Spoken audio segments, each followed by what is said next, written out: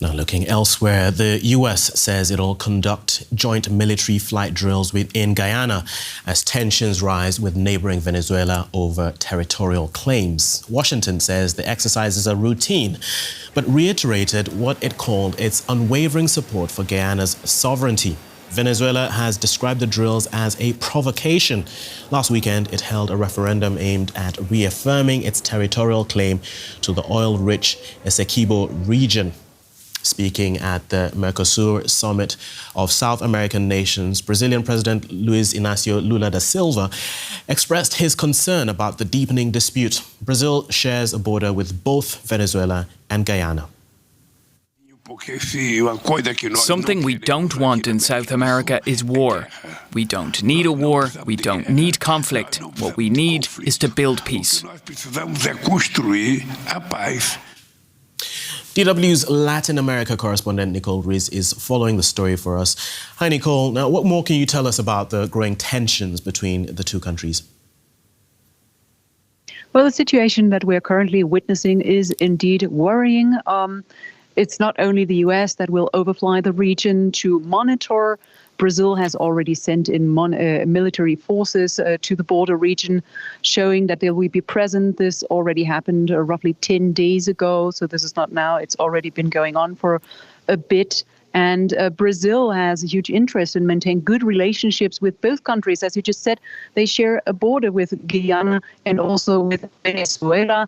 At the same time, though, getting the US now involved shows us that Brazil is maybe not enough to de-escalate this, to also avoid something like the worst-case scenario, an annexation of Guyana by Venezuela. So both of these countries are now trying to show presence, trying to send a sign to Maduro saying no more, go no further, because we're here as well and we're paying attention to this issue. At the same time, I think it is very important to also stress that the communication channels between both countries are still open, so there is still communication going on. Now, this dispute between the two countries over Essequibo began many decades ago. So why has President Nicolas Maduro revived Venezuela's claim over the region?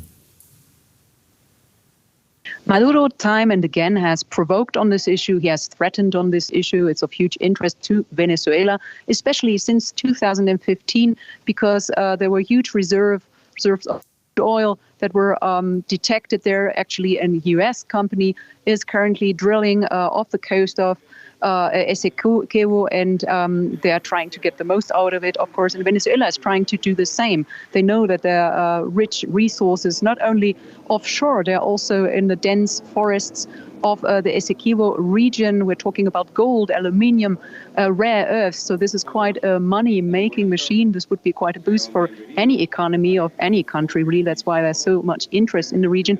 And at the same time, Maduro is heading into election campaign. Next year, Venezuela is probably going to hold elections. He's trying to position himself. He's also trying to avoid to talk about the real issues, the severe political and economic crisis in his country.